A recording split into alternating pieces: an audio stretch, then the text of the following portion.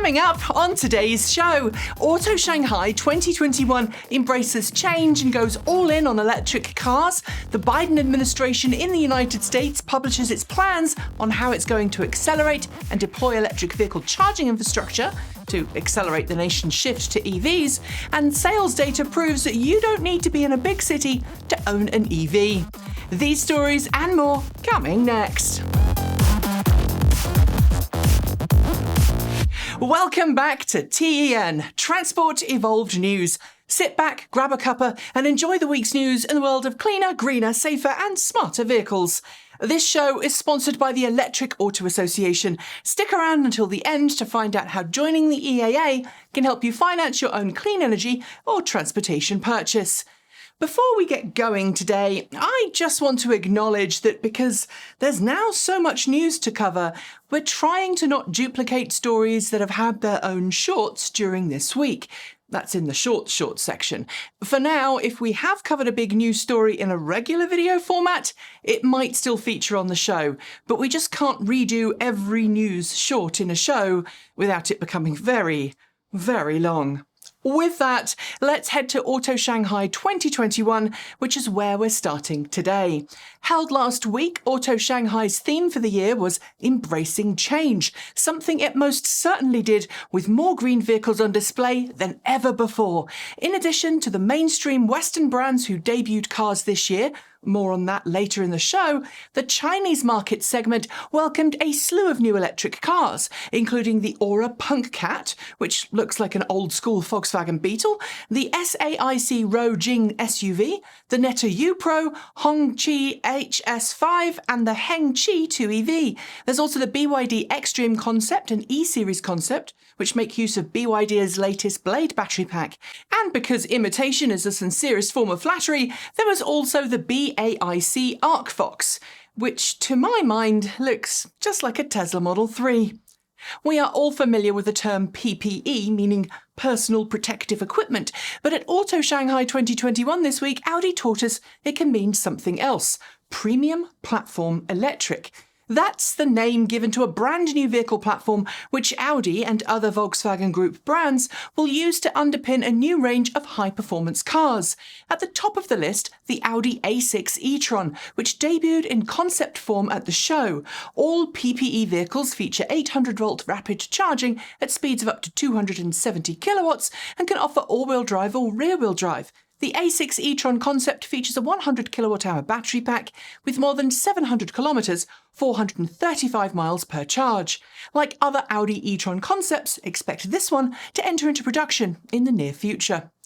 General Motors' premium brand Cadillac unveiled the production version of the Cadillac Lyriq EV this week, and unlike some automakers whose concept cars and production cars vary quite a bit, the Lyriq is almost indistinguishable from its concept.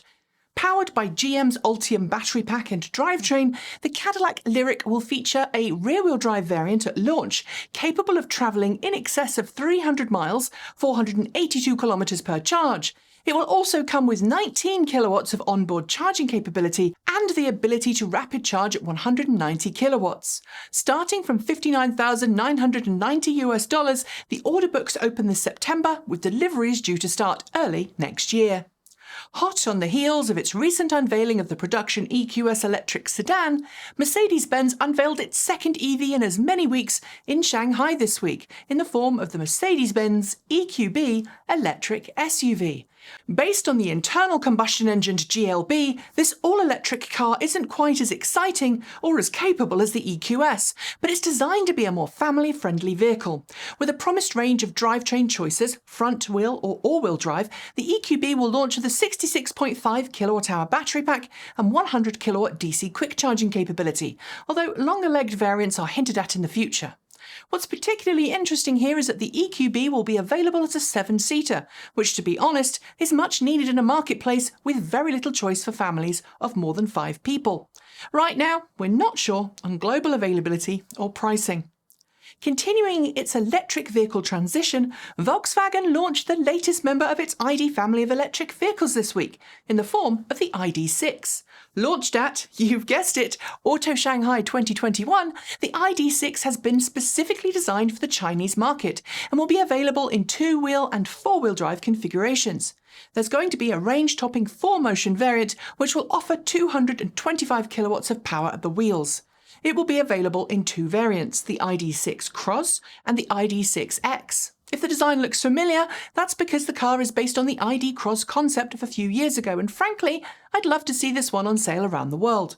Like the Mercedes-Benz EQB, it's also available as a 7-seater. Fiat has officially launched the all-electric version of its popular Ducato van, the e-Ducato. Based on the same platform as the internal combustion engine Fiat Ducato, which I should note is available in North America as the Ram ProMaster, the e-Ducato uses a modular battery pack system that can be configured in 3 or 5 module variants at the time of filming. This translates to either a 47 kWh battery pack or 79 kWh battery pack.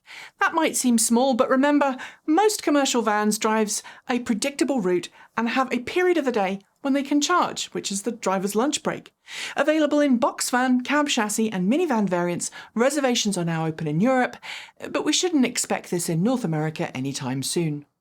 Lordstown Motors published details of its experience in the Score San Felipe 250 off-road race this week, after pulling out just 40 miles into the Baja Raced series. While I've heard conflicting reports about why the pickup retired, Lordstown's official story is that it made a strategic decision after it became apparent that the off-road race series was a lot more challenging than anticipated, resulting in higher power consumption and thus reduced range. Rather than get stuck in the mountain stage with no way to easily rapid charge, the team decided to pull out and continue testing outside of the race.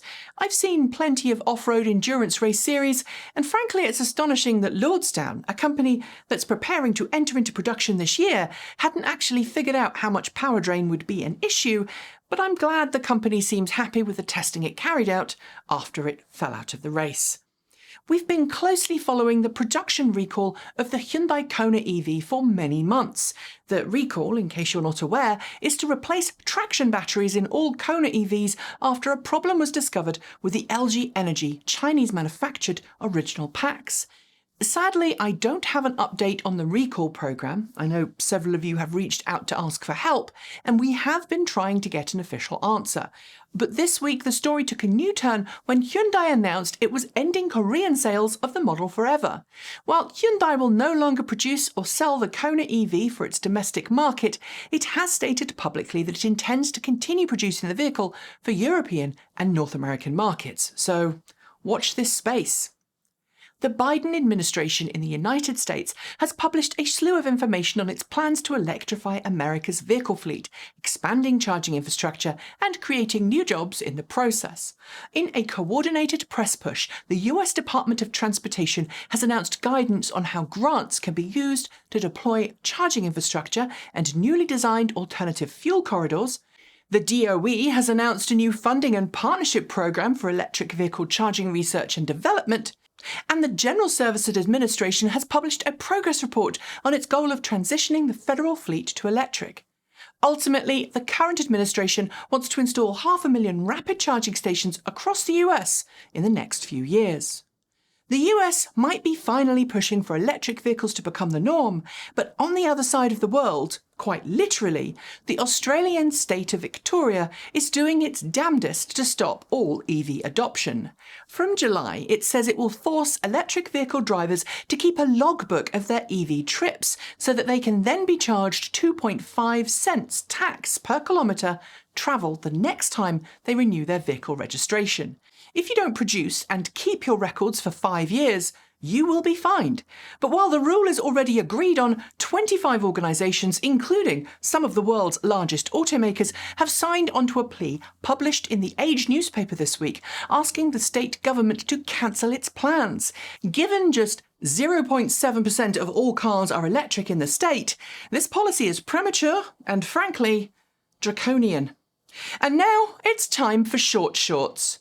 As Ford opens the order books for the Mustang Mach E GT, it has sent Mach E First Edition owners a 3D printed wireframe sculpture of the classic Mustang pony, colour matched to their own vehicle. If you've got one, send us a picture. Two US representatives have introduced the Electric Bicycle Incentive Kickstart for the Environment, or e-Bike Act, to provide consumer tax credits to help offset the purchase of new electrically assisted bicycles. The US Justice Department has indicted two more Fiat managers for their role in the company's diesel emission cheating scandal. Automaker Stellantis, which merged and now owns Fiat, has pledged its continuing cooperation in the matter.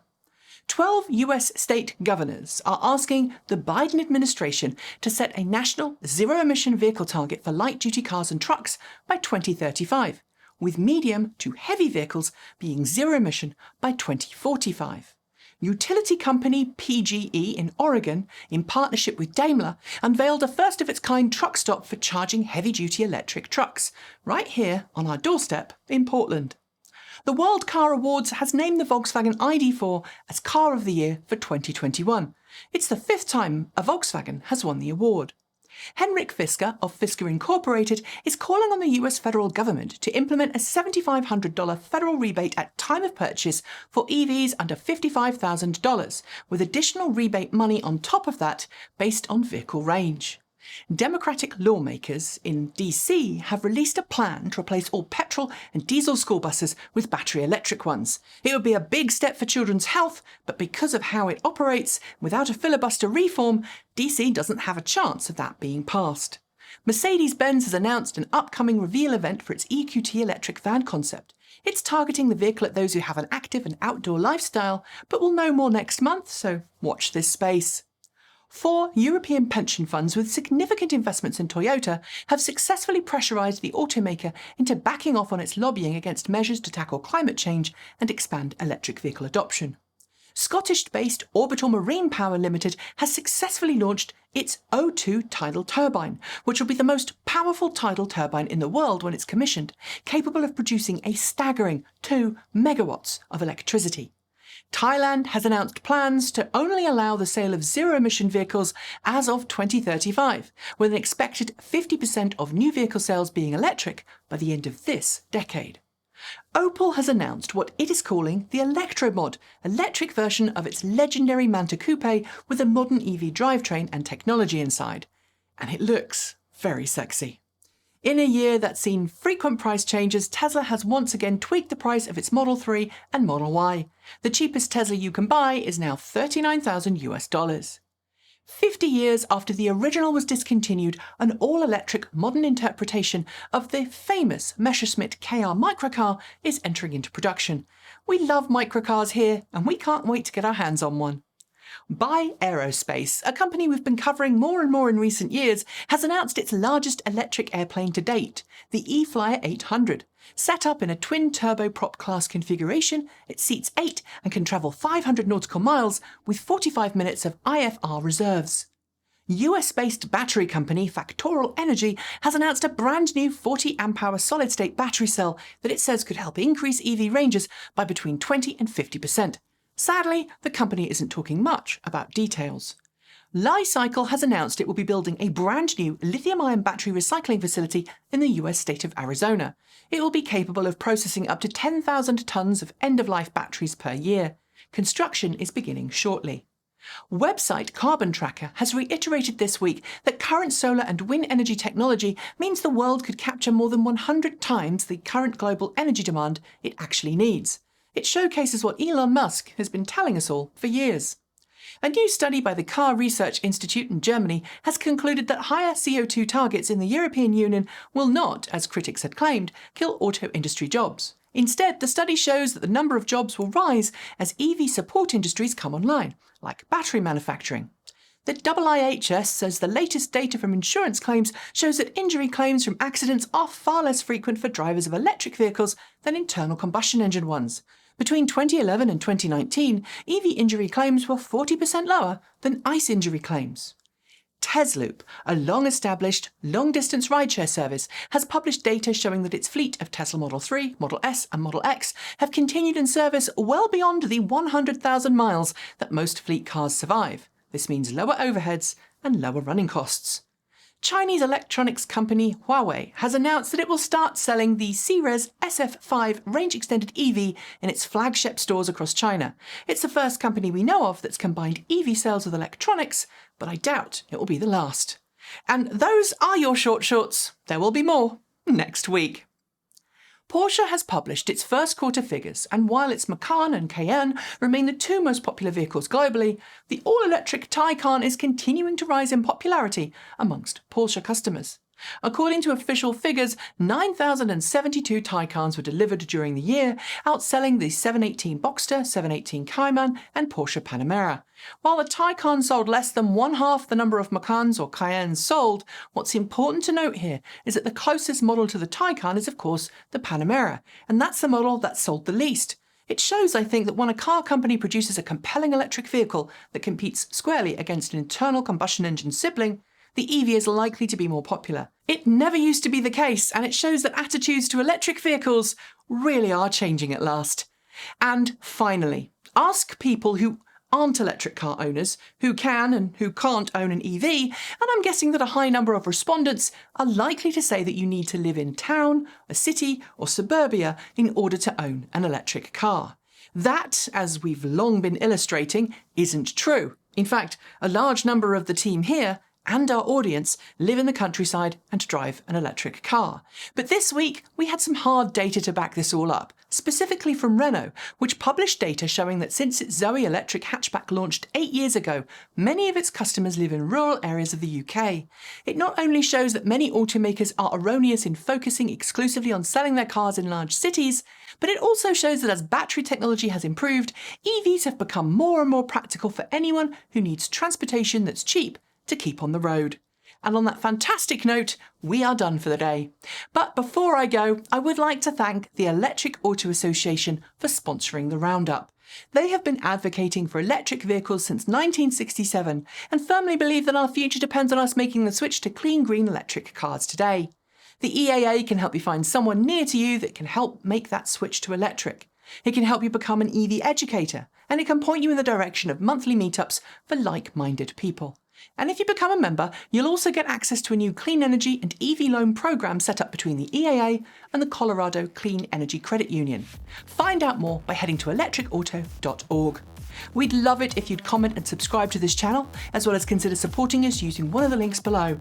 There's also a link below to our Discord chat room, which is great fun and free to join, so give it a go if you'd like. And don't forget to check out our Redbubble TE merch store. I'll be back next week, but until then, enjoy the rest of your weekend, stay safe, and keep evolving.